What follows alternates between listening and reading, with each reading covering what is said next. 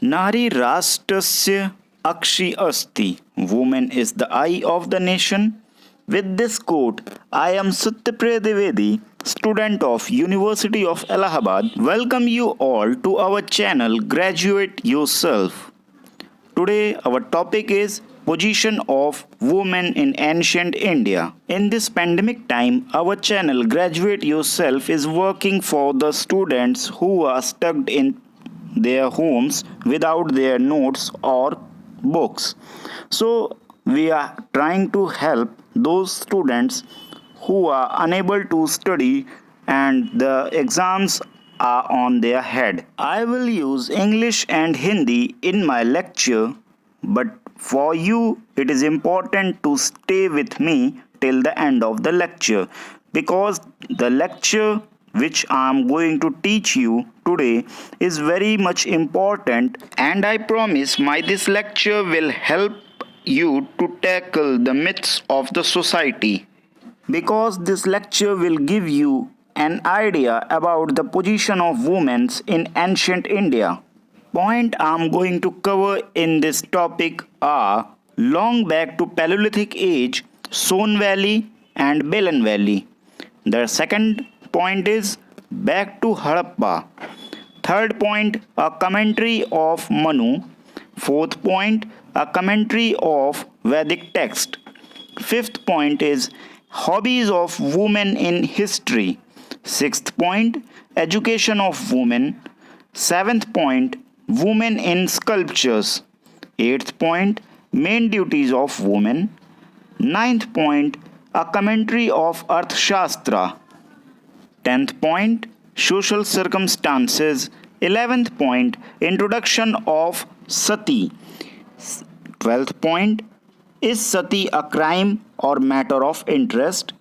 And 13th and the last point is conclusion. So we are going to study 13 point in this topic. So let's start with the reference books. Janani Janmabhumischa Swargat Api Garishyasi. Mother and motherland is greater than heaven. In my graduation years, I have studied 4 books on this topic. The first one is The Wonder That Was India, written by A.L. Basham. Second book is Ancient India by V.D. Mahajan. Third book, Puratattva Vimarsh by Dr. J.N. Pandey. Fourth one is Social, Cultural and Economic History of India by Sir S.C. Rai Chaudhary. So according to introduction, our first point is long back to Palaeolithic Age, and its first point is Son Valley, Baghor, Kaimur Range, MP. So Baghor is the village, Kaimur Range, it is a range in MP. So this is the area where Son River flows. Excavation was done in many phases. First excavation was done by Nisar Ahmad in 1960s.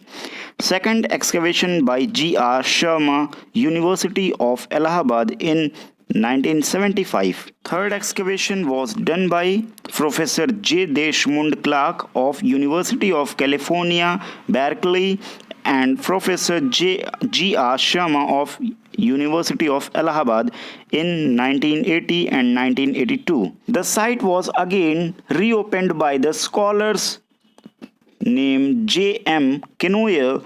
He was research scholar of J. Deshmund Clark of University of California, Berkeley, and J.N. Pal, scholar of G.R. Sharma, University of Allahabad.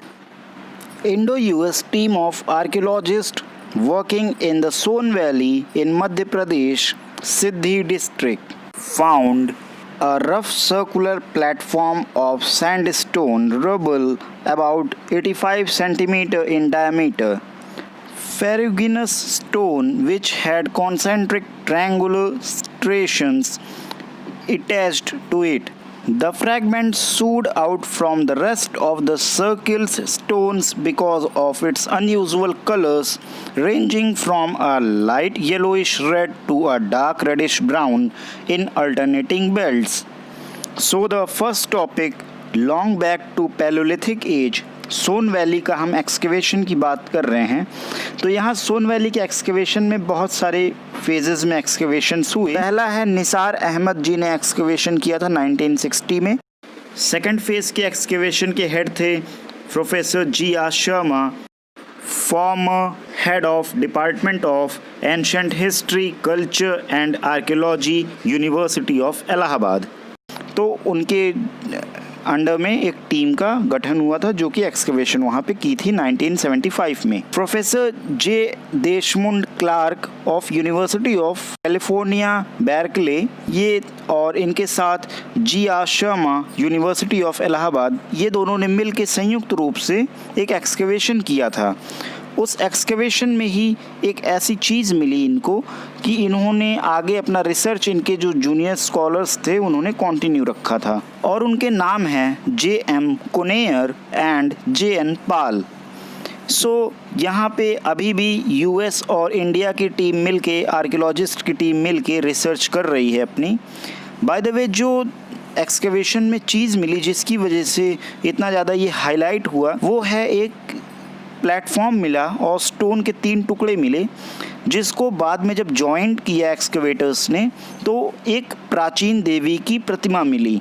तो वहाँ पे जो आदिवासी tribe के लोग खुदाई कर रहे थे वो उस प्रतिमा को देख के भाग गए। फिर बाद में उनसे पूछा गया कि आप लोग डर के भागे क्यों, तो उन्होंने बताया कि ये हमारी कुल देवी हैं जो कि वर्षों पूर्व, बहुत पहले हमारे पूर्वज जिनकी पूजा किया करते थे, आज वो अचानक से वैसी ही मूर्तियाँ जैसे कि हम अपने घरों में रख के पूजा करते हैं, इतने पुराने गड्ढे में से हमको मिली।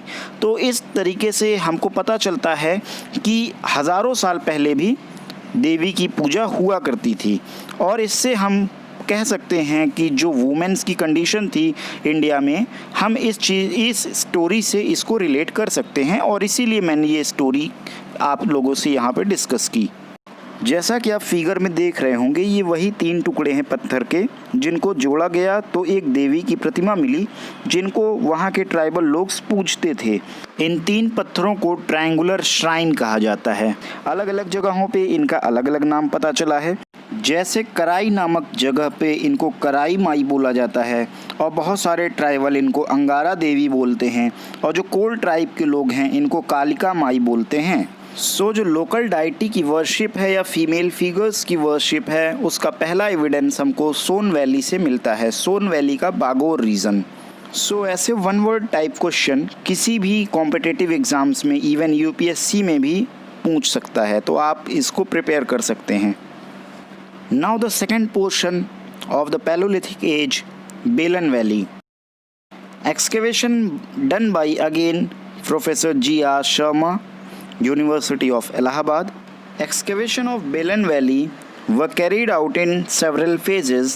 In first phase, Khajori was excavated in 1967, then Mahdaha in 1977 to 1978. After that, Mahagara in 1977 to 1978, and the last one, Chopani Mando, in 1977 to 1979. बेलन वैली के एक्सकवेशन का श्रेय जीएस शर्मा सर को जाता है। उन्होंने 4 फेजेस में बेलन वैली का एक्सकवेशन किया। जैसा कि आप ये 4 फेजेस देख रहे हैं, खजौरी, महडहा, महगरा और चौपानी मांडो में अलग अलग टाइम में उन्होंने अलग अलग एरिया में एक्सकवेशंस किए हैं। रिवर बेलन ये एक्चुअली मिर्ज़ापुर से निकलती है और प्रयागराज में टोन्स रिवर में आके उसका संगम होता है। बेलन वैली के एक्सकेवेशन में हमको तीनों के तीनों फेज़ मिले हैं जो कि स्टोन एज के 3 फेज़ बताए गए थे, जैसे पैलोलिथिक, मेसोलिथिक और नियोलिथिक। ये तीनों फेज़ और साथ में उसके डेवलपमेंट एक कॉन्टिन्यू वे में दिखाई देते हैं। एक्सकेवेशन के दौरान अपर पैलोलिथिक लेयर से एक 1.5 सेंटीमीटर का बोन का फिगर मिला, जिसको कि बाद में आर्कियोलॉजिस्ट ने मदर गॉडेस का नाम दिया। तो यहाँ से भी हमको मदर गॉडेस के वर्शिप की, एक फीमेल फिगर के वर्शिप की एक कहानी जुड़ी हुई मिलती है जो कि कहीं ना कहीं हमको इशारा करती है कि वुमेन राइट्स या वुमेन की पोजीशन हमारी सोसाइटी में बहुत पहले से ही एक ऊंचा दर्जा रखते आई है। हमें मेल डाइटी के वर्शिप का पहला एविडेंस हड़प्पा सिविलाइजेशन से मिलता है।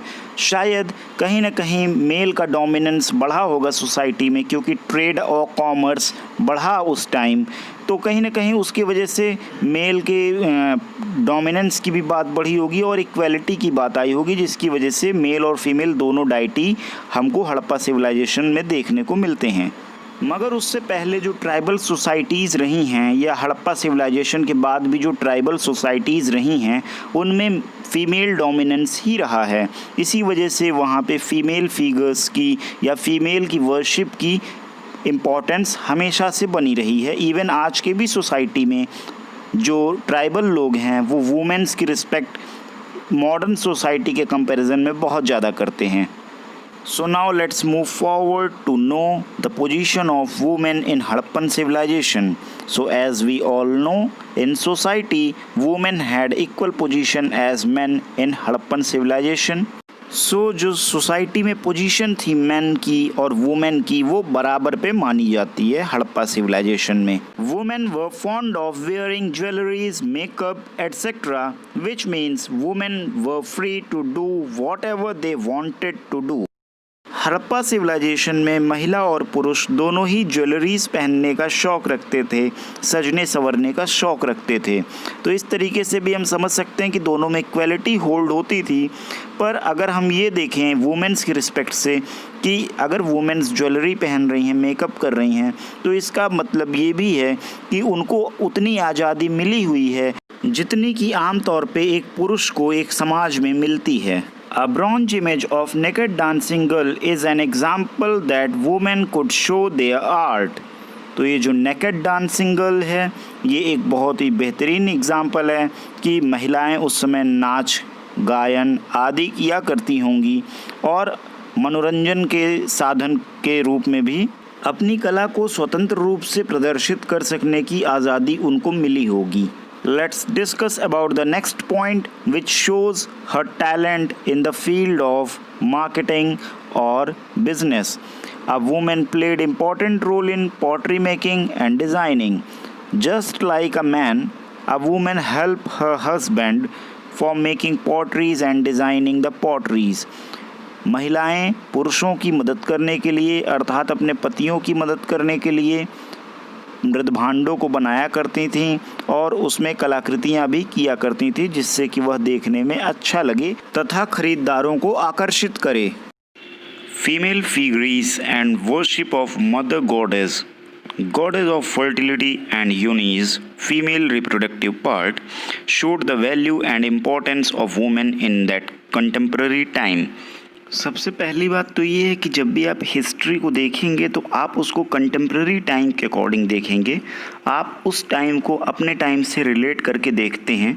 उसी तरीके से हड़प्पा सिविलाइजेशन में भी हुआ है कि हमने उस कंटेम्प्रेरी टाइम को अपने टाइम से रिलेट करके देखा है और हमने पाया है कि जो फीमेल फिगरीज महिलाओं की मूर्तियाँ हैं, जो मदर गॉडेस की वर्शिप है और जो फीमेल रिप्रोडक्टिव पार्ट की वर्शिप है, तो ये सारी वर्शिप शो करती है कि वुमेन्स की सोसाइटी में एक रिस्पेक्टेड पोजीशन है। ये जो फिगर आप देख रहे हैं, इसी फिगर को सर जॉन मार्शल ने मदर गॉडेस का नाम दिया था। सर जॉन मार्शल वही हिस्टोरियन हैं जिन्होंने इंडस सिविलाइजेशन का नामकरण भी किया था।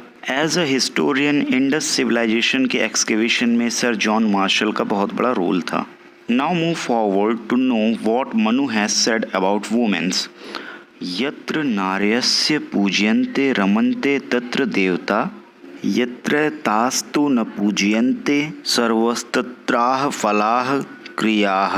This mantra has been taken from Manu Smriti, which means where women are honored, divinity blossoms there, and wherever women are dishonored, all actions, no matter how noble it may be, remains unfruitful.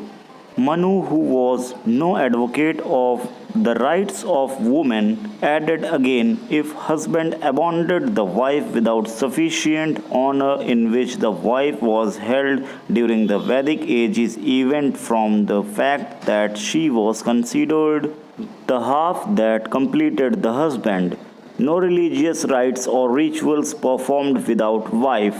Manu जो कि नारी के कोई वकील नहीं हैं, कोई advocate नहीं हैं, ना ही वो नारी की समानता की बात करते हैं, पर उन्होंने नारी की मूल अधिकारों की बात ज़रूर की है और उन्होंने कहा है कि एक नारी के लिए क्या चीज़ें सामाजिक तौर पे ज़रूरी हैं। मनु का कहना था कि जो महिलाएं हैं या जो पत्नी हैं वो एक पुरुष की अर्धांगिनी होती है और कोई भी धार्मिक कार्य एवं अनुष्ठान बिना पत्नी के संभव नहीं हो सकता।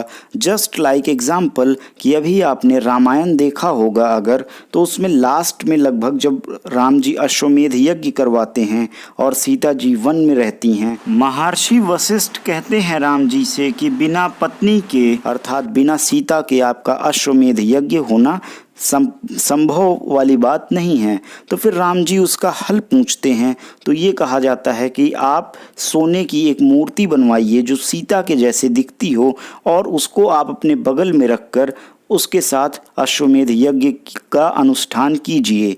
तो यहाँ से हमको ये पता चलता है कि बिना पत्नी के आप कोई भी धार्मिक अनुष्ठान नहीं कर सकते, या तो फिर आप दूसरी शादी कीजिए अथवा कोई उसका दूसरा विकल्प खोजिए, परंतु बिना पत्नी के आप कोई भी धार्मिक अनुष्ठान नहीं कर सकते, ऐसा मनु का कहना है। ये महिलाओं के सपोर्ट में इन्होंने कहा, लेकिन साथ ही साथ मनु ने ये भी कहा कि महिलाएं नरक का द्वार होती हैं। अब इसके पीछे जो भी फैक्टर रहा हो कि मनु ने ऐसा क्यों कहा, जिस तरह सिक्के के दो पहलू होते हैं उसी तरीके से मनु ने भी दो पहलुओं में अपनी बात कही। एक तरफ वुमेन्स के लिए पॉजिटिव अर्थात सकारात्मक बात कही और दूसरी तरफ वहीं निगेटिव अर्थात नकारात्मक बात भी उन्होंने वुमेन्स के लिए कही हैं। तो अब ये हमारे ऊपर डिपेंड करता है कि हम किस थॉट और किस परसेप्शन को लेके आगे बढ़ें। अगर हम सकारात्मक परसेप्शन को लेके आगे बढ़ते हैं तो हम सकारात्मक रिजल्ट की तरफ पहुंचेंगे, हम नकारात्मक परसेप्शन को लेके आगे बढ़ते हैं तो हम नकारात्मक रिजल्ट को लेके आगे बढ़ेंगे। बट बीइंग एजुकेशनिस्ट हमारा ये काम है कि हम दोनों ही पक्षों पर गौर करते हुए एक प्रॉपर रिजल्ट की तरफ पहुँचें और सोसाइटी के मिथ्स को दूर करें। Now let's discuss on a commentary of वैदिक text. According to Rig-Ved, the young man and unmarried girl mixed freely and we don't find any unnecessary restrictions on the married woman. ऋग्वैदिक text में ऐसा कहा गया है कि जो नौजवान लड़के हैं और जो लड़कियां हैं वो आपस में फ्रीली मिल सकते थे। जैसा आज के समाज में रिस्ट्रिक्शंस है, गाँव में रिस्ट्रिक्शंस है, वैसा कोई रिस्ट्रिक्शंस नहीं था इवन मैरिड वुमेन्स के साथ भी। According to Tamil text, girls were allowed to visit temples and took part in festivals without guardians. तो तमिल टेक्स्ट में भी ऐसा कहा गया है जो कि फ्रीडम ऑफ वुमेन की बात करता है। वहाँ पे मंदिरों में जो वुमेन्स हैं या गर्ल्स हैं वो पार्टिसिपेट कर सकती हैं, अकेले भी वो जाके टेम्पल के फेस्टिवल्स को अटेंड कर सकती थी। The general position of women had declined in later Vedic period, yet Satpat Brahman says that woman is half of her husband and completes him. एक जनरल पोजीशन जो वुमेन्स की थी वो डिक्लाइन होने लगी थी लेटर वैदिक पीरियड्स में, बट फिर भी सतपथ ब्राह्मण जो कि लेटर वैदिक पीरियड का एक टेक्स्ट है उसने ये कहा या उसमें वो लिखा गया है कि जो वुमेन होती है वो अपने हस्बैंड का हाफ होती है, मीन्स की अर्धांगिनी जिसको वर्ड मीन्स बोला जाता है। तो सतपथ ब्राह्मण में ऐसा कहा गया है। There were many other Vedic texts which talked about the rights of women and discussed its social status.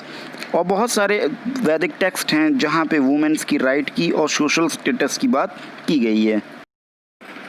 Hobbies of women in history. Unlike medieval and modern times, women were encouraged to learn singing, dancing and other art skill like painting and garland making. Medieval और modern time में जैसा कि माना जाता है कि women's की condition अच्छी नहीं रही है, पोजीशन उनका स्टेटस सोसाइटी में अच्छा नहीं रहा है, उसके बिल्कुल विपरीत ही एंशिएंट टाइम में था वुमेन्स को इनकरेज किया जाता था सीखने के लिए कि वो म्यूज़िक सीखें, सिंगिंग सीखें, डांसिंग सीखें और बहुत सारी दूसरी स्किल्स जैसे painting, garland making, Mala banana, pottery designing etcetera. And if we talk about education of women, then women were given equal education as men and can participate in debates like men in Rig-Vedic society. जो Rig-Vedic society थी वो mainly tribal society थी और as you know tribal society में women's को ज़्यादा respect दी जाती थी. तो वहाँ पर जो एजुकेशन सिस्टम मैन अर्थात आदमियों के लिए एप्लीकेबल था वही सेम वुमेन्स के लिए भी था. इवन वुमेन्स भी मेंस की ही तरह सोसाइटी के डिबेट्स में, कल्चरल डिबेट्स में पार्टिसिपेट करके अपने नॉलेज को शो कर सकती थी और सोसाइटी के लिए फ्रूटफुल रिजल्ट लाती थी. Just example like Vishvavara, Ghosha, Apala etcetera. These womens not only composed hymns but were also well versed in sacred text. Vishvavara, Ghosha, Apala ये सब कुछ एग्जाम्पल्स हैं ऐसी महिलाओं के जिन्होंने अपने नॉलेज का, अपने ज्ञान का लोहा दुनिया में मनवाया. और ना ही केवल इन्होंने मंत्रों का उच्चारण किया, मंत्रों को लिखा, बल्कि इन्होंने एक बहुत बड़ा रोल प्ले किया. पवित्र किताब अर्थात वेद, पुराण, शास्त्र आदि ग्रंथों को लिखने में इनका एक बहुत बड़ा योगदान रहा है. तो अगर ये कहा जाए कि नारी आदिकाल से ही अबला रही है तो ये कथन हिंदुस्तान के इतिहास के हिसाब से सही नहीं है. इंडियन हिस्ट्री इस चीज़ को डिनाई करती है, स्पेशली इंडियन एंशिएंट हिस्ट्री. अब यहाँ पे हम बात करेंगे कि लेटर वैदिक पीरियड में फिर ऐसे फेजेस क्यों आए कि वुमेन्स की पोजीशन चेंज होने लगी. एक्चुअली ऐसा इसलिए हुआ कि जब पॉलिटिकल कंडीशन चेंज होने लगी, जब लोग जनपद से महाजनपद मीन्स कि पावरफुल किंगडम्स बनाने लगे, तो यहाँ पे क्या हुआ कि पावर गेम स्टार्ट हो गया और जो मेन थे, मेन का जो सोसाइटी में स्टेटस था वो बढ़ने लगा. आफ्टर ऑल वॉर्स होते थे, लड़ाइयाँ होती थी जिसमें कि आदमियों का ही वर्चस्व दिखाई देने लगा समाज में. और फिर बाद में जब समाज का विभाजन हो गया ब्राह्मण, क्षत्रिय, वैश्य और शूद्र में, तो यहाँ पर एक पैट्रियार्कियल सोसाइटी अर्थात पितृसत्तात्मक समाज की स्थापना होने लगी. और जहाँ पर पितृसत्तात्मक समाज की जिस वक्त से स्थापना होने लगी, महिलाओं का कद समाज में उस समय से घटने लगा. पर फिर भी there are some examples like गागी Maitreyi. Maitreyi was wife of Yajnavalkya and Ubhaya Bharati wife of Mandan Mishra of Kashi. So later Vedic period में भी हमारे पास कुछ वुमेन्स के एग्जाम्पल हैं, जैसे कि गार्गी, मैत्री जो थी वो वाइफ थी एक बहुत ही बड़े विद्वान पुरुष जिनका नाम था यज्ञवाल्क्य. यज्ञवाल्क्य के बारे में आप सभी लोग जानते ही होंगे कि ये बहुत ही विद्वान पुरुष थे. अगले एग्जाम्पल की तरफ बढ़ें तो ये उभया भारती मंदन मिश्रा की वाइफ थी. और मंदन मिश्रा शंकराचार्य की डिबेट बहुत ही फेमस डिबेट है जिसमें मंदन मिश्रा हारते हैं और शंकराचार्य एक तरीके से उस डिबेट में जीतते हैं. पर उभया भारती ग्रेट फिलोसोफर शंकराचार्य के लिए एक चैलेंज साबित होती हैं. हमारी सोसाइटी में ऐसे बहुत सारी महिलाओं के एग्जाम्पल आज भी हमको सुनाई पड़ते हैं कि जिन्होंने भारतीय इतिहास में अपने ज्ञान का लोहा मनवाया है. अब आइए हम बात करते हैं कि लेटर वैदिक पीरियड में वुमेन्स की एजुकेशन होती कैसी थी. तो सबसे पहले तो जैसा कि आपने अगर लास्ट वीडियो देखा होगा जिसमें आश्रम सिस्टम की बात की है, तो वहाँ पे आपने देखा होगा कि जो एजुकेशन है ब्रह्मचर्य आश्रम में 3 वर्णों की शिक्षा की बात की गई है, ब्राह्मण, क्षत्रिय और वैश्य. समाज के इन्हीं 3 वर्गों को द्विज कहा जाता है. द्विज एक संस्कृत वर्ड है, इसका मतलब होता है वो व्यक्ति जिसका 2 बार जन्म हो. तो 2 बार बर्थ लेने का मतलब क्या है कि पहला बर्थ जैसा जनरली सबका होता है, लेकिन दूसरा बर्थ उपनयन संस्कार से होता है जिसमें कि बालक शिक्षा ग्रहण करने के लिए गुरुकुल जाता है, जहाँ पर उसका बौद्धिक विकास होता है और वह ज्ञान आदि ग्रहण करता है अपने गुरु से. तो उसकी शुरुआत होती है इसी संस्कार से जिसको हम लोग कहते हैं उपनयन संस्कार. उम्मीद है आपको द्विज शब्द की परिभाषा समझ में आई होगी कि 2 जन्म इंसान कैसे लेता है, उसके पीछे का क्या कॉन्सेप्ट है. सो आगे चलते हैं अब हम. तो ब्राह्मण, क्षत्रिय, वैश्य जिनको द्विज परिवार कहा जाता है, उनकी बेटियां होम साइंस, मेंटेनिंग रिलेशनशिप आदि घर गृहस्थी की जानकारी अपनी मदर से ही उस चीज़ का नॉलेज गेन किया करती थीं.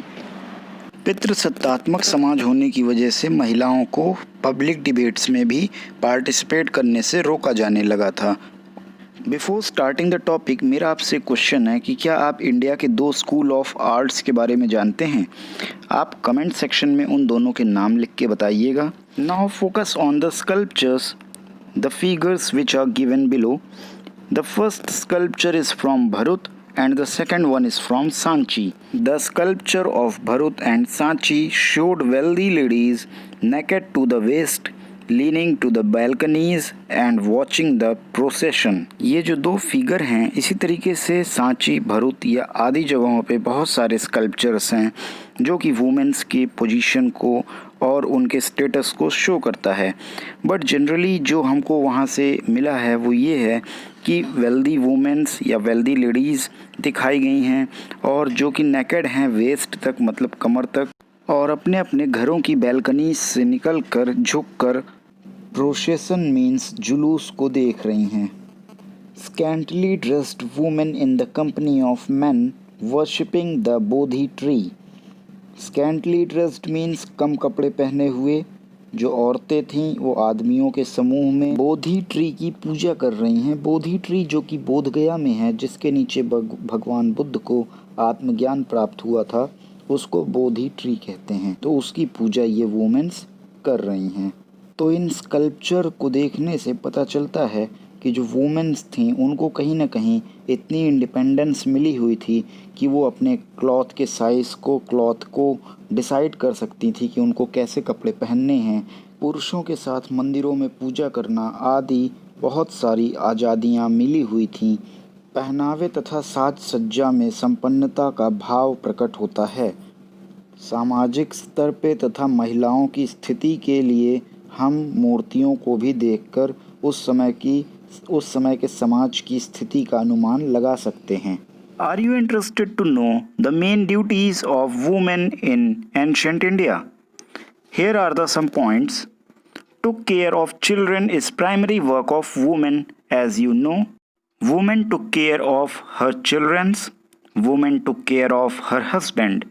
These are two basic and primary work of the woman in ancient India as well as in modern India too. Home management, as you know, woman is known as home engineer. A woman had to donate crop and vegetables to brahmachari, vanprasth and sannyasi in later Vedic period after the formation of ashram system. The next point is woman performs sacrifice with her husband. Next one, participate in cultural and social festival. So these are the main duties of women which they did in ancient India. जैसा कि आप जानते हैं कि महिलाओं के अपने कुछ कार्य होते हैं, उसी तरीके से प्राचीन भारत की महिलाएं भी कुछ प्रमुख कार्य किया करती थीं, जैसे अपने पति और बच्चों की देखभाल करना, घर संभालना, और यहाँ पे एक इम्पॉर्टेंट चीज़ आती है डोनेट करना ब्रह्मचारी, वानप्रस्थ और सन्यासी आश्रम के लोगों को। तो ये कौन हैं, ये मैंने लास्ट लेक्चर में जो कि आश्रम सिस्टम के ऊपर है उसका मैंने डिस्क्रिप्शन बॉक्स में लिंक दे दिया है, आप देख सकते हैं। ब्रह्मचर्य, वानप्रस्थ और सन्यासी, इनके साथ साथ एक गृहस्थ आश्रम, मीन्स ये 4 आश्रम होते हैं। लेटर वैदिक फेज में आश्रम व्यवस्था की स्थापना की गई थी और आश्रम व्यवस्था से रिलेटेड मैंने पूरा का पूरा एक लेक्चर बनाया है जो कि मैं डिस्क्रिप्शन बॉक्स में आपको लिंक दे दूंगा, आप उसको भी देख सकते हैं। उस लेक्चर में मैंने एक डिटेल वे में समझाया है कि आश्रम क्या होता है, चारों आश्रम का डिवीज़न मैंने बताया है, और वहाँ मैंने ये भी बताया है कि गृहस्थ आश्रम इतना इम्पॉर्टेंट क्यों है। तो क्योंकि गृहस्थ आश्रम में ही लोग, गृहस्थ आश्रम में रहने वाले लोगों का यह सामाजिक कर्तव्य है कि वह बाकी तीनों आश्रम में रहने वाले लोगों को अन्न आदि का दान दे। अब क्योंकि गृहिणी ही घर की लक्ष्मी है और घर की सारी जिम्मेदारी उसी को संभालना है, तो ये गृहिणी का कर्तव्य है कि जो भी भिक्षा मांगने आए उसको भिक्षा दान दे। तो इसीलिए महिलाओं का एक प्रथम कर्तव्य ये भी था कि वह दान आदि का पुण्य कार्य करें। गृहस्थ आश्रम में रहने वाले लोगों का ये सामाजिक कर्तव्य है। अब बात आती है ऋणों की। तो ऋणों की बात भी मैंने या सैक्रिफाइस की भी बात मैंने इसी लेक्चर में, जो कि आश्रम सिस्टम पे ही आधारित है, उसके गृहस्थ आश्रम वाले पोर्शन में की हुई है। महिला अपने पति के साथ मिलकर प्रतिदिन सैक्रिफाइस को परफॉर्म करती थी। Next point is participate in cultural and social festival. तो महिलाओं को ये स्वतंत्रता थी, पूरी तरीके से आज़ादी थी, जिससे कि वो सांस्कृतिक और सामाजिक त्योहारों में खुलकर बढ़ चढ़कर हिस्सा लें। आपको पता ही होगा कि ऋग वैदिक जो है वो ट्राइबल कम्युनिटी थी, रूलर कम्युनिटी थी, लेकिन जैसे जैसे हम लोग आगे बढ़ते हैं समय के अनुसार, तो हमारा जो छोटा छोटा क्लैन होता है अब वो जनपद बनने लगता है, और जो जनपद है वो बाद में महाजनपद के रूप में सामने आता है। तो इनके बीच में, इनके बनने के बीच में कई सारे युद्ध लड़े जाते हैं, अपने छोटे छोटे भौगोलिक स्तर पर छोटे छोटे युद्ध लड़े जाते हैं, और जिसकी वजह से राजा जो होता है, जो जीतने वाला राजा होता है, वो ज़्यादा भूमि पर कब्जा करता जाता है। तो क्योंकि ये ज़्यादा भूमि पर कब्जा करने की जो चाहत थी, बड़ा साम्राज्य बनाने की जो चाहत थी, इसकी वजह से 16 महाजनपद भारतीय इतिहास में सामने आए। 16 महाजनपद के ऊपर वीडियो मैं आगे आने वाले टाइम में बनाऊंगा। तो ये जो 16 महाजनपद थे, इन्होंने क्या किया, पॉलिटिकल इंस्टेबिलिटी क्रिएट की, उथल पुथल मचा समाज में, और साथ ही साथ समाज का विभाजन भी होने लगा और 4 वर्ग सामने आए, ब्राह्मण, क्षत्रिय, वैश्य और शूद्र। इन सभी का समाज में अपना अपना उपयोग था। ब्राह्मण के कार्य क्षेत्र में यज्ञ अनुष्ठान आदि करवाना तथा सनातनी परंपरा की शिक्षा को आगे बढ़ाना तथा ज़रूरत पड़ने पर राजा को जरूरी परामर्श देना, ये सारे कार्य ब्राह्मणों के थे। क्षत्रियों के काम थे भूमि को जीतना, ज़्यादा से ज़्यादा भूमि पर अपना राज्य स्थापित करना, तथा वैश्य का काम था व्यापार करना, व्यापार वाणिज्य से राष्ट्र को मजबूत करना, तथा शूद्रों का कार्य सेवा करना था, और उनका सिर्फ यही एक काम था कि वह सेवा करें ऊपर के तीनों समाज के लोगों की। तो इस तरीके के कुछ प्रमुख बदलाव ऋग वैदिक सोसाइटी से जब हम लेटर वैदिक सोसाइटी में आते हैं तो हमको देखने को मिलता है। तो इससे हमें ये पता चलता है कि अब समाज पितृसत्तात्मक समाज हो गया था, और क्योंकि पितृसत्तात्मक समाज हुआ तो उस समाज में पुरुषों की जो स्थिति थी वो ऊंची हो गई, और जो महिलाओं की स्थिति थी वो थोड़ी नीची हो गई। अतः महिलाओं की सामाजिक स्थिति तथा उनके हक में बदलाव के यह कुछ प्रमुख कारण थे जो हम लेटर वैदिक सोसाइटी में बदलते हुए देखते हैं। Now let's discuss about the commentary of अर्थशास्त्र। अर्थशास्त्र, as you know, it is written by Acharya Chanakya. Here Chanakya has advocated the economic strength of the woman. According to Chanakya or Arthashastra, women must have 2000 silver panas.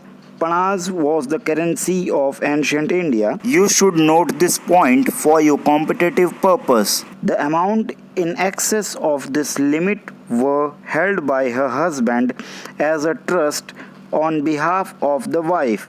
The property of woman could be used by her husband only in case of dire necessity. यहाँ पर चाणक्य का कहना है कि एक महिला के पास कम से कम 2000 सिल्वर पर्ण या सिक्के होने चाहिए, और हस्बैंड तभी पैसे ले सकता है वुमेन से यदि वुमेन के पास बहुत ज़्यादा अमाउंट में पैसे हों, और सिक्योरिटी पर्पस से वो हस्बैंड पैसे ले सकता है, या तो जब उसको बहुत ज़्यादा ज़रूरत हो पैसों की तब वो पैसे ले सकता है। And in the next point, after the death of woman, the property could directly pass to son and daughter if the woman has no son. महिला की मृत्यु पर महिला के पुत्र को उसकी संपत्ति दी जाएगी, और यदि महिला के पास कोई पुत्र नहीं है और पुत्री है तो वो संपत्ति सीधे पुत्री को दे दी जाएगी। ऐसा अर्थशास्त्र के माध्यम से चाणक्य का कहना था। Last point, the widow inherited the property of the husband. और यदि महिला का हस्बैंड एक्सपायर हो गया है तो वो सारी की सारी प्रॉपर्टी महिला को मिल जाएगी। चाणक्य ने कहीं ना कहीं वुमेन्स की इकोनॉमिक एम्पावरमेंट की बात की है और वो इसको सही भी मानते हैं। तो इस तरीके से चाणक्य की अर्थशास्त्र में की गई ये कमेंट्री उस समय के वुमेन की कंडीशन के लिए एक इम्पॉर्टेंट सोर्स है।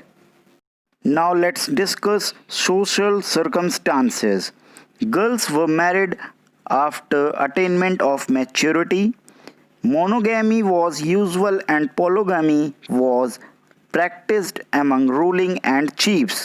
Women were permitted to have personal property in form of jewelry and clothing. Women observed a high standard of morality. Wives were expected to follow the path adopted by her husband even it means path of death. Widow remarriage was not encouraged, but some references shows widow was married to her husband's brother. Widow remarriage was not encouraged, but some references showed widow was married to her husband's brother. The Sati system existed in later Vedic society. Parda and early marriage did not existed in Vedic society. Parda and early marriage did not exist in Vedic society. This was the result of Islamic invasions.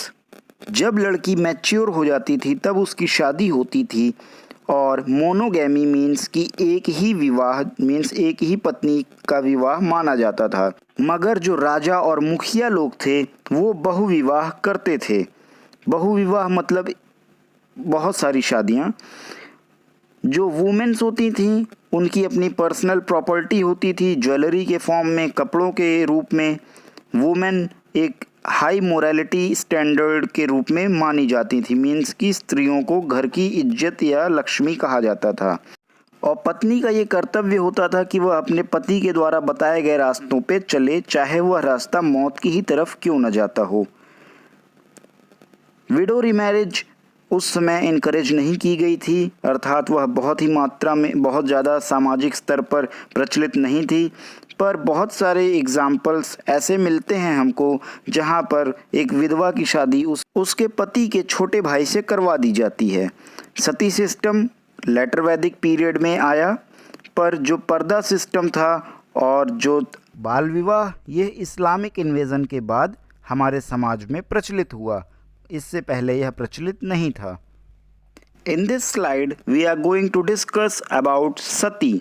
सती प्रथा एक बहुत ही गलत प्रथा मानी जाती है हमारे आज के समाज में, लेकिन क्या ये प्रथा तब के समाज की ज़रूरत थी या तब भी गलत मानी जाती थी और ये ज़बरदस्ती करवाया जाता था, इस पर भी आगे हम बात करेंगे। तो पहले हम इंट्रोडक्शन देखते हैं सती का कि सती प्रथा की शुरुआत कब हुई थी। सो इवन ग्रह सूत्र जो कि कंपोज किया गया था 600 BC से लेके 300 BC के टाइम पीरियड के बीच में, उसमें भी नंबर्स ऑफ प्रथाएं बताई गई हैं, बहुत सारी प्रथाएं बताई गई हैं, लेकिन इनमें से कोई भी प्रथा हमें सती प्रथा के बारे में इंफॉर्मेशन नहीं देता है। गौतम बुद्धा ने भी बहुत सारे रिचुअल्स और एनिमल सेक्रीफाइसेस की बात की थी, लेकिन उन्होंने भी कभी सती प्रथा की बात नहीं की। इवन यज्ञवाल्क्य जो कि एक बहुत ही बड़े फिलोसोफर थे, उन्होंने भी सती प्रथा जैसी किसी भी क्रूर प्रथा का कोई भी उल्लेख नहीं किया। यज्ञवाल्क्य एक महान फिलोसोफर थे और उनकी वाइफ मैत्री भी एक महान विदुषी लेटर वैदिक फेज की रही हैं। तो इन बातों से हमको यह स्पष्ट होता है कि कहीं ना कहीं जो सती प्रथा है वो इस समय खंड में या इस समय काल में नहीं प्रचलित थी। और साथ ही साथ आप ये भी जानिए कि जो ग्रीक फिलोसोफर्स रहे हैं या जो ग्रीक हिस्टोरियंस रहे हैं, उनका भी यही मानना रहा है कि 400 AD के पहले तक कोई भी सती प्रथा जैसी क्रूर प्रथा भारतीय समाज में प्रचलित नहीं थी। और जो सबसे पहला एविडेंस हमको मिलता है वो मिलता है सती प्रथा का गोप राजा की पत्नी का, जो कि 510 AD में सती हुई थी। तो ये UPSC या किसी भी स्टेट सिविल सर्विसेज एग्जामिनेशन में या फिर किसी भी कंपटीशन में एक इम्पॉर्टेंट क्वेश्चन हो सकता है कि नॉन एविडेंसेस के थ्रू सबसे पहली महिला कौन थी जो सती हुई थी, या किस नॉन डेट पर कोई पहली महिला सती हुई थी। तो ये एक इम्पॉर्टेंट क्वेश्चन बन सकता है, तो आप इसको चाहें तो नोट भी कर सकते हैं। Now my interest is to discuss the topic, is sati a crime और मैटर ऑफ इंटरेस्ट। क्या सती होना जुर्म है, या ये आपके अपने स्वयं के विचारों पर डिपेंड करता है। So there are two views, first is present views, और whatever we see in our today's society. It says it's inhuman act burning a lady just because her husband died. It means women don't have their personal life or rights or freedom. And so they talk about humanistic approach. तो जो आज का वर्तमान view है, वर्तमान विचार है, उसका कहना ये है कि यह अमानवीय कृत्य अर्थात कार्य है।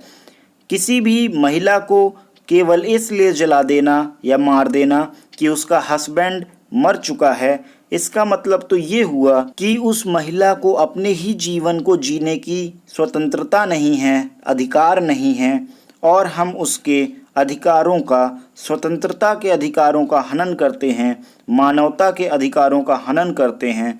यह कार्य मानवीय भावनाओं के बिल्कुल खिलाफ है, इसलिए यह जघन्य अपराध है, ऐसा मानना है आज के वर्तमान विचारकों का।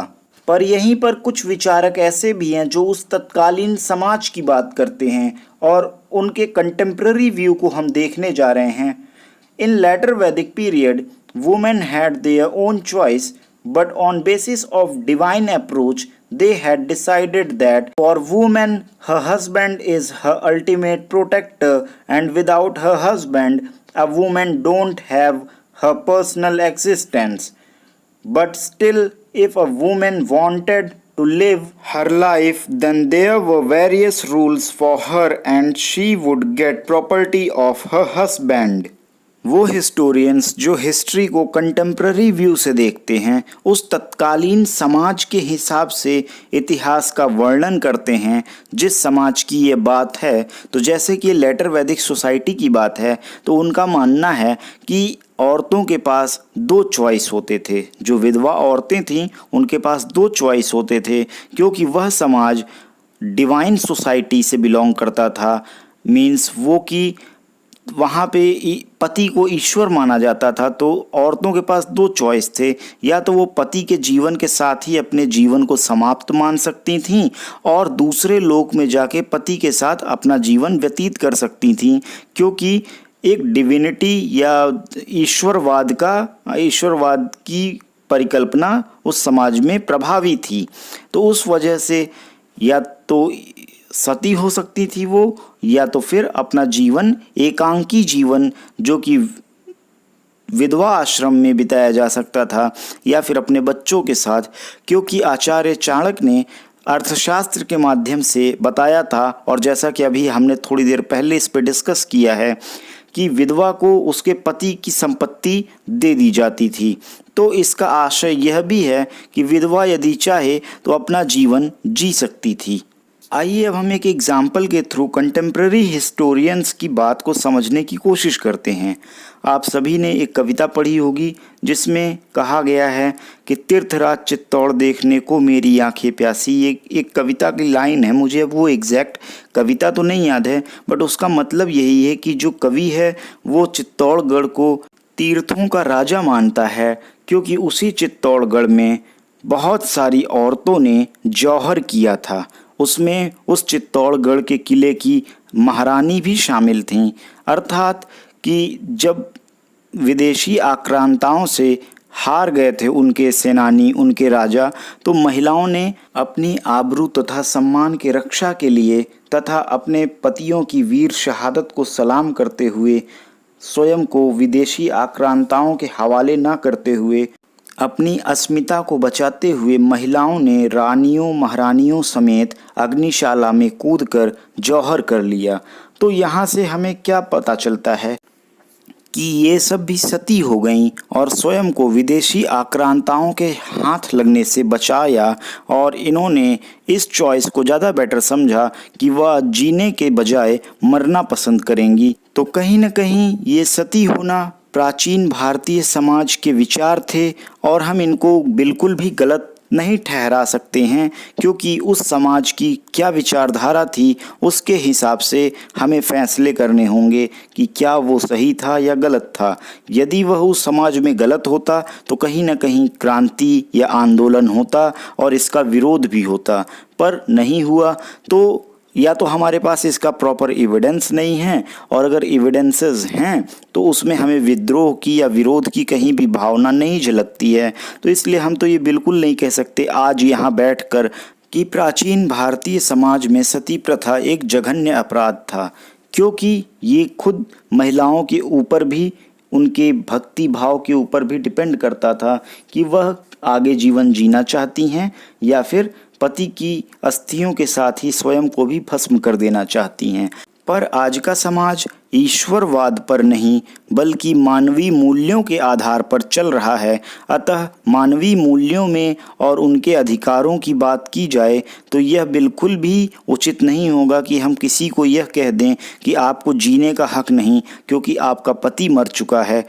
तो ये बिल्कुल गलत हो जाएगा आज के समाज के लिए। तो हम ये कह सकते हैं कि हो सकता है कि सती प्रथा पिछले समाज की ज़रूरत रही हो, मगर आज के समय सती प्रथा एक जघन्य अपराध है। इसीलिए सुप्रीम कोर्ट ने भी इसके ऊपर बैन किया हुआ है और राजा राम मोहन रॉय ने भी एक सोशल रिफॉर्म चलाकर सती प्रथा को अंग्रेज़ों के समय से ही बैन करवाने की कोशिश की थी और वह उसमें कामयाब हुए थे। तो इस तरीके से सती प्रथा का आज के समाज में अंत हुआ है, जो कि पिछले कई सौ सालों से चलता चला आ रहा था। Now at last it's time to conclude the topic. So अभी तक हमने ये देखा कि वुमेन्स की कंडीशन इतनी भी बुरी नहीं थी इंडियन एंशिएंट सोसाइटी में जितनी बुरी आज तक हमको बताया गया है कि वुमेन्स को प्रताड़ित किया गया, वुमेन्स को परेशान किया गया। इवन हमने ये देखा कि वुमेन्स को बहुत फ्रीडम थी from the very late of Son valley to Harappan civilisation and even in Rig-Vedic society too, women were having higher position than men or they have equal position with men. But in later Vedic phase, due to some social reform, social problems, social issues, the position of women declined due to some social issues which I have already discussed in the lecture. But is it true? Women faced a lot of problem in history? So the answer is a big no. अगर हम बात करते हैं imperialist historians की, अब देखते हैं हम कि ये जो प्रॉब्लम्स हैं कि वुमेन्स की पोजीशन कैसी थी और उसके पीछे रियलिटी क्या है या मिथ्स क्या हैं, तो उसके पीछे थॉट्स का बहुत बड़ा रोल है। अब जैसे इंपीरियलिस्ट अप्रोचर्स ने क्या किया कि उन्होंने अपने आप को डोमिनेंट शो करने के लिए, ये शो करने के लिए कि जो कल्चर का फ्लो है वो फ्रॉम द वेस्ट या from the Europe to the east है, मीन्स कि वेस्टर्न लोग या यूरोपियन लोग ज़्यादा सिविलाइज्ड हैं। बट सच तो ये है कि ब्रिटेन में वुमेन की राइट्स की बात हुई और वुमेन्स को राइट 1920s के बाद मिला। सो जहाँ पे जो लोग खुद ही वुमेन्स की राइट के इतने खिलाफ थे कि इतने बाद में, इतने सालों बाद 1920s के टाइम में जब वुमेन को राइट दिए, तो वो हमें कैसे असभ्य कह सकते हैं, ये एक बहुत बड़ा क्वेश्चन है। रही बात कि आप इंपीरियलिस्ट अप्रोच को जानना या समझना चाहते हैं तो आपको डिस्क्रिप्शन बॉक्स में उससे रिलेटेड वीडियो मिल जाएगी, जहाँ पे आप जाकर वीडियो को देखकर इंपीरियलिस्ट अप्रोच को समझ सकते हैं कि क्यों इंपीरियलिस्ट अप्रोच इतना डोमिनेंट खुद को शो करता था और वो दूसरे सारे कल्चर्स को इन्फीरियर शो करता था। हम अपने देश को, अपनी ज़मीन को, धरती को, सभी को माँ कहते हैं। इवन दुनिया का एक लौता देश है जिसको प्रोनाउंस करने से पहले हम शी वर्ड का यूज़ करते हैं। She means women. सो ये हमारे कल्चर और हेरिडिटी में ही है कि हम वुमेन्स की रिस्पेक्ट करते हैं। अब आती है बात मार्क्सिस्ट एंड नेशनलिस्ट अप्रोचर्स की। तो जो ये हिस्टोरियंस रहे हैं, इनका कहना है कि हमने पास्ट से ही और प्रेजेंट में भी हम वुमेन्स की रिस्पेक्ट करना जानते हैं, क्योंकि हमने सोन वैली से लेके और आज तक वुमेन्स की रिस्पेक्ट की है। हाँ, कुछ कंडीशंस ऐसे बनी हैं लेटर फेजेस में कि हमने सोसाइटी में वुमेन्स की पोजीशन थोड़ी डिक्लाइंड ज़रूर हुई है, बट अब इसका मतलब ये नहीं है कि हमने पूरी तरीके से डिसरेस्पेक्ट किया है वुमेन का। सोशल कंडीशंस चेंज हुई, पॉलिटिकल कंडीशंस चेंज हुई, तो ऑटोमेटिक सी बात है कि उसका इम्पैक्ट कहीं ना कहीं किसी न किसी रूप से सोसाइटी पर पड़ेगा ही, और उसका रिजल्ट भी कहीं ना कहीं मैन और वुमेन्स के ही ऊपर उसका इफ़ेक्ट होना है। तो इट डजेंट मीन्स कि उन चेंजेस की वजह से हमने वुमेन्स को निगलेक्ट कर दिया या हमने उनकी डिसरिस्पेक्ट करना शुरू कर दिया। इस्लामिक इन्वेजन हुआ हमारी कंट्री में तो पर्दा सिस्टम आया और अर्ली मैरिज सिस्टम आ गया, जिसमें कि मैच्योरिटी से पहले ही गर्ल चाइल्ड की मैरिज कर दी जाती थी। क्योंकि होता ये था कि मुस्लिम इन्वेजन्स या मुस्लिम जो इन्वेडर्स थे वो हमारी बच्चियों को, हमारी औरतों को, हमारी बहनों को, जो लड़कियां थीं देश की, उनको बंदी बना लेते थे, बंधक बना लेते थे और फिर उनको अपने किलों में ले जाके उनके साथ क्रूरता करते थे। तो इन सारी चीज़ों से बचने के लिए पर्दा सिस्टम आया, अर्ली मैरिज सिस्टम आया कि लड़कियों को जवान होने से पहले ही उनकी शादी हो जाए, तो जिससे कि मुस्लिमों की जो गंदी नज़र है उन राजाओं की या उन सेनापतियों की या सेनानियों की, वो कम से कम पड़े उन लड़कियों के ऊपर। और इसी वजह से लड़कियों को घर में भी रहने के लिए मजबूर होना पड़ा। कहीं ना कहीं ये सारे इम्पैक्ट थे जिसकी वजह से वुमेन्स की पोजीशन धीरे धीरे डिक्लाइन होती रही सोसाइटी में। और बाद में ब्रिटिशर्स को ये कहने का मौका मिल गया कि इंडिया में जो पोजीशन है वुमेन की वो बहुत ही बेकार है। बट रियलिटी ये नहीं है। रियलिटी जो थी वो मैंने आपको एक डिटेल्ड वे में बताई। Now I would like to end my topic in the words of R.K. Mukherjee. The women of those days had access to the highest knowledge and played their part in the intellectual life of the country as Brahmavadinis like Gargi or Maitri. And in the end, I have a question for you which will help you for your intellectual and thinking ability. So the question is, does humanity is proper replacement of divinity? आपने अभी तक ये lecture सुना और मैंने आपको एक question दिया है कि क्या मानववाद ईश्वरवाद की जगह ले सकता है? अगर ले सकता है तो क्यों ले सकता है, और अगर नहीं ले सकता तो क्यों नहीं ले सकता? आप अपने आंसर मेरे इंस्टाग्राम हैंडल पर सेंड कर सकते हैं और मैं आपके आंसर का रिस्पॉन्स ज़रूर दूंगा। इतनी देर तक आप हमारे साथ लेक्चर में बने रहे, इसके लिए आप प्रशंसा के पात्र हैं। हमारे साथ बने रहने के लिए धन्यवाद। Keep watching, keep supporting, like and share our lectures. Thank you.